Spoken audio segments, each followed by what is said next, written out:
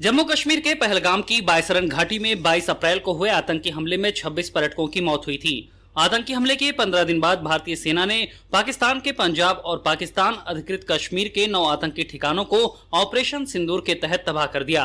ये वही ठिकाने थे जहां से भारत पर आतंकी हमलों की साजिश रची जा रही थी और उन्हें अंजाम दिया जा रहा था। भारतीय सेना ने ऐसा जवाब देकर न केवल आतंकवाद पर बड़ा प्रहार किया, बल्कि भारतीय सेना की ताकत से दुनिया को परिचित कराया। इस कार्रवाई ने जो शौर्य की कहानी लिखी, उसका क्या संदेश गया, भारत ने खुद को रक्षा क्षेत्र में कैसे मजबूत किया है, ऐसे हमलों की सफलता का क्या असर पड़ता है सेना के मनोबल पर, आज इन विषयों पर बात करने के लिए मौजूद हैं वायुसेना के रिटायर्ड ऑफिसर अनुपम तिवारी जी। सर, आपका आकाशवाणी पर स्वागत है। बहुत बहुत धन्यवाद शैलेंद्र जी। सर, पहले पहलगाम में आतंकी घटना, फिर पूरी तैयारी के साथ ऑपरेशन सिंदूर के जरिए भारतीय सेना का कड़ा जवाब, इसे कैसे देखते हैं आप? भारतीय सेना ने एक मिशन बनाया हुआ था। उसने पाकिस्तान के अंदर टेररिस्ट कैंप को अटैक करना था। जिस तरह से पाकिस्तान ने पहलगाम की एक कायरतापूर्ण कार्रवाई करी थी, उसका जवाब देना था। तो भारतीय सेना ने एक बहुत ही सधी हुई कार्रवाई करी, जो कि एक नॉन वार कार्रवाई थी, यानी कि हम युद्ध में नहीं गए थे। ये एक डीप पेनिट्रेशन वाली स्ट्राइक थी और साथ ही बहुत ही प्रेसाइज स्ट्राइक थी, यानी कि हमने चुन चुन करके अपने निशाने साधे, आतंकवादियों के ठिकाने नष्ट किए और उसके बाद हम इसको नॉन वॉर एक्सरसाइज कह रहे हैं, क्योंकि हमने इसमें युद्ध नहीं लड़ा। तो भारतीय सेना ने अपना बदला भी लिया और एक मैच्योरिटी भी दिखाई, एक बड़ा देश होने का दम्भ भी दिखाया और ये भी दिखाया कि हम अपने दुश्मनों को मार सकते हैं, हम बदला ले सकते हैं। तो ये कार्रवाई थी पूरी तरह से आतंकवाद के खिलाफ और ये उसी चीज को बताती है कि हिंदुस्तान इस समय जीरो टॉलरेंस अगेंस्ट टेररिज्म की पॉलिसी लेकर के चल रहा है। हम किसी भी तरह का आतंकवाद अपनी धरती पर बर्दाश्त नहीं करेंगे और इसी चीज को भारतीय सेना ने करके दिखाया 7 और 8 मई की रात को। बिल्कुल सर, लेकिन सीमा पार आतंकवाद से भारत लंबे समय से लड़ता आया है। इस बार जैसा जवाब दिया गया है, ये खास क्यों है? क्योंकि पिछले कुछ सालों में भारत ने जैसे खुद को तैयार किया है, वो इस बार भी दिखा है इस ऑपरेशन में। शैलेंद्र जी, इस बार के ऑपरेशन में कुछ चीजें तो अलग हैं ही। देखिए, इस बार का ऑपरेशन पूरी तरह से, जिसको हम लोग मिलिट्री की भाषा में बोलते हैं, काइनेटिक और नॉन काइनेटिक, 2 तरह के ऑपरेशन होते हैं जो एक सरकार दूसरी सरकार के खिलाफ करती है। लेकिन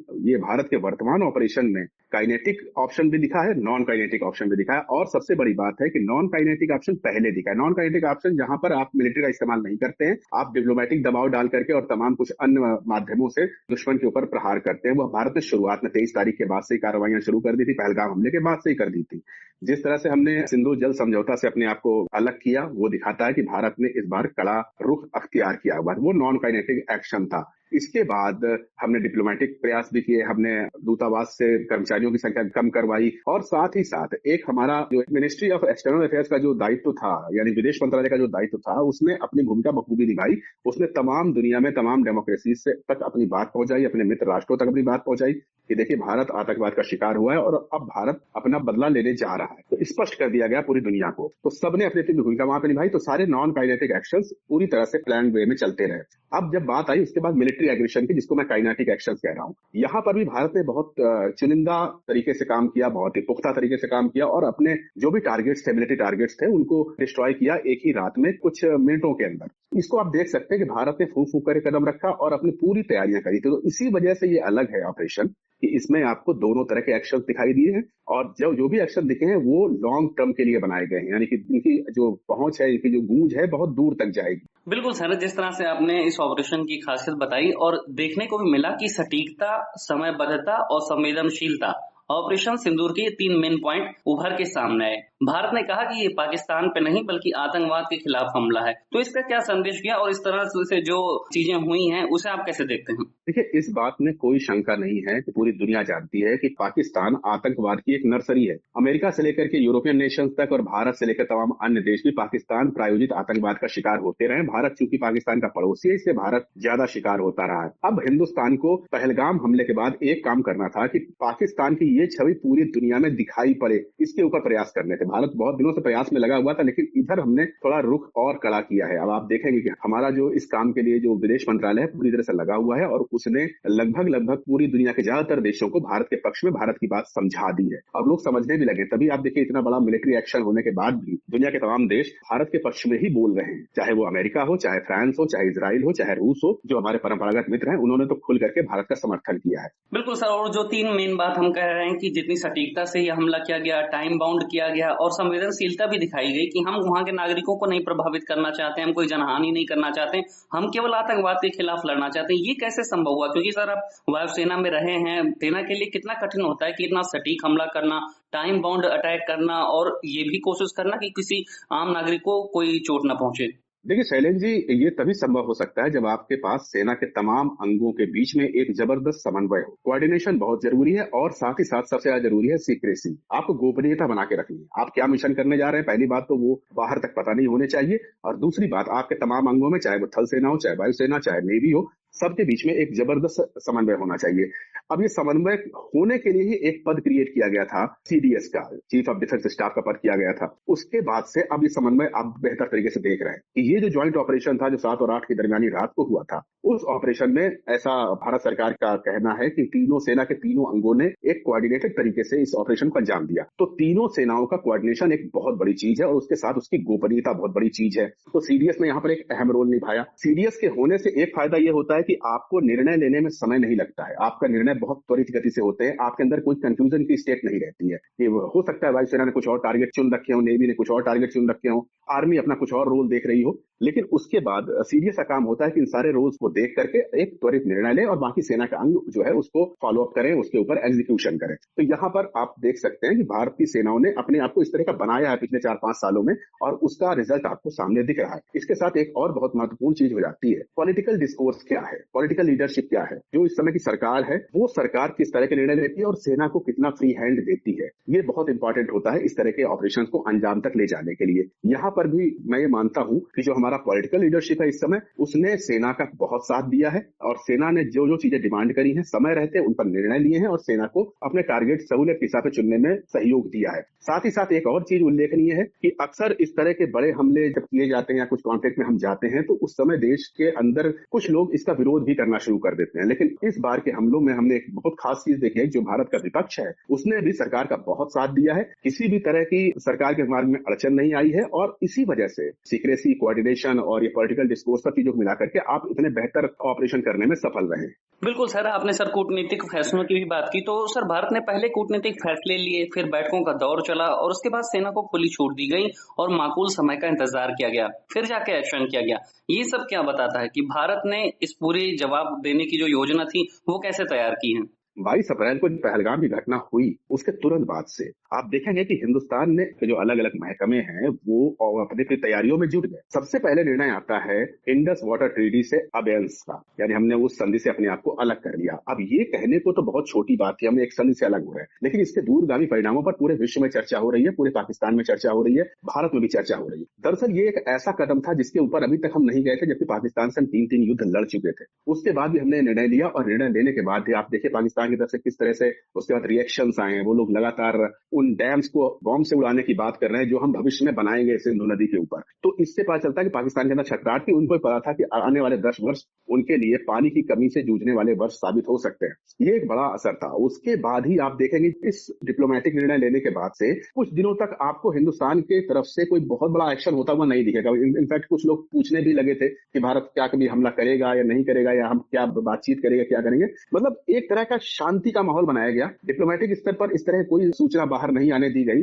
और उसके बाद आप देखेंगे कि अंदर ही अंदर काम चल रहा है, लेकिन बाहर कुछ नहीं आ पा रहा था। पाकिस्तान जैसा स्टेट जो कि उम्मीद कर रहा था, उसने दूसरे दिन से ही इंटरनेशनल मीडिया के सामने कहना शुरू कर दिया था कि हिंदुस्तान 2 से 3 दिन में हमारे ऊपर अटैक करने वाला है। ऐसा हिंदुस्तान ने कुछ नहीं किया। भारत ने समझदारी से काम लिया, पहले अपनी तमाम चीजें दुरुस्त करी, पहले अपने पूरी प्लानिंग करी, और जब एक बहुत ही बुद्धिमानी से भरी हुई प्लानिंग कंप्लीट हो गई, फिर उसका सटीक एग्जीक्यूशन किया। वो हुआ 7 और 8 की दरमियानी रात को। तो एग्जीक्यूशन भी आपने देखा कि जब प्लानिंग अच्छी होती है तो उसका एग्जीक्यूशन और भी अच्छा होता है। हमने देखा कि हमारे तमाम फाइटर जेट्स जाते हैं, मिसाइलों से हमला करते हैं, उन आतंक के तमाम ठिकानों को नष्ट कर देते हैं। तो ये जो प्रोसेस हुई 15 दिनों तक, उस प्रोसेस का एक एक दिन बहुत महत्वपूर्ण है और यही दिखाता है कि जितनी अच्छी प्लानिंग होगी रिजल्ट उतना ही अच्छा मिलेगा। बिल्कुल सर आपने अंतर्राष्ट्रीय सहयोग की बात भी की। तो जब इस तरह के ऑपरेशन होते हैं तो उसमें अंतर्राष्ट्रीय मदद की भी बड़ी जरूरत होती है, लेकिन क्षेत्रीय समीकरण भी बहुत इंपॉर्टेंट होते हैं। भारत ने कई देशों से बात बात की, उनका साथ लिया और फिर वो इस कार्रवाई में किस तरह से मददगार साबित हुआ, जरा ये भी हमें समझाइए। निश्चित तौर पर शैलेंद्र जी, इंटरनेशनल रिलेशंस बहुत अहम होते हैं किसी देश के लिए, और जब हम इस तरह की एक बड़ी स्ट्राइक करने जा रहे हैं तब हमको दुनिया के तमाम देशों को, खासतौर पर बड़ी शक्तियों को अपने साथ लेना बहुत आवश्यक होता है।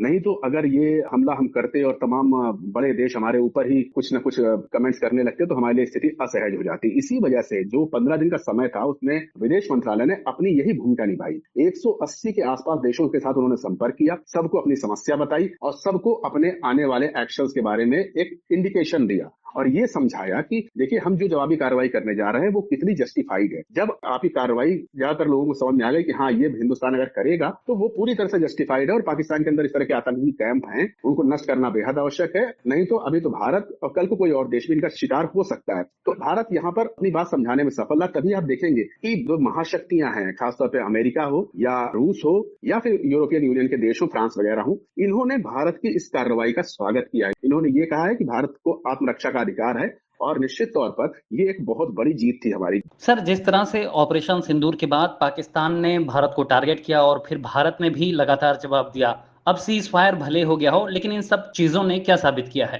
देखिए, ऑपरेशन सिंदूर 7 और 8 मई की रात को ही खत्म हो जाता अगर पाकिस्तान ने इसके विरोध करते हुए भारत के ऊपर कार्रवाइयां नहीं करी होती। पाकिस्तान को अगर ये बात समझ में आ जाती कि भारत ने उनकी गंदगी ही साफ करी है, उनके इलाके में जो ये आतंकवादी तत्व रह रहे हैं अपने ठिकाने बना करके उनको ही साफ किया है, जिनसे पाकिस्तान को भी कोई फायदा होने वाला नहीं है, तो फिर पाकिस्तान अगर ये बात समझ जाता और भारत के साथ मिल जाता, भारत की बातों को एक्सेप्ट करता और रिटेलिएट नहीं करता, तो शायद ऑपरेशन सिंदूर वहीं पर खत्म हो जाता। लेकिन पाकिस्तान का जो रिटेलिएशन है उसने दिखा दिया कि पाकिस्तान की मंशा ठीक नहीं है। पूरी दुनिया जानती है कि जो वहां पर आतंकवाद पनप रहा है उसके पीछे पाकिस्तान की सेना भी है, पाकिस्तान की ISI भी है, और जो पाकिस्तान की जो पॉलिटिकल जमात है उसकी कोई वहां चलती नहीं है, वो सिर्फ दिखावे के लिए डेमोक्रेसी है। तो इसी वजह से उन्होंने रिटेलिएट किया तो ऑपरेशन सिंदूर एक्सटेंड कर गया। बिल्कुल सर, रक्षा मंत्री राजनाथ सिंह ने भी कहा कि इस बार हमारे हथियार और हमारी तैयारी, सेना का शौर्य गुणवत्तापूर्ण रहा। आपके हिसाब से भारत की मौजूदा रक्षा ताकत में किन हथियारों और प्रयासों ने अब बड़ा अंतर ला दिया है? देखिए, अगर हम हथियारों की बात करें तो हमने जो पिछला बड़ा युद्ध लड़ा था वो कारगिल में लड़ा था। कारगिल के युद्ध में हमको एक चीज समझ में आई थी कि युद्ध करने के तरीके बदल रहे हैं,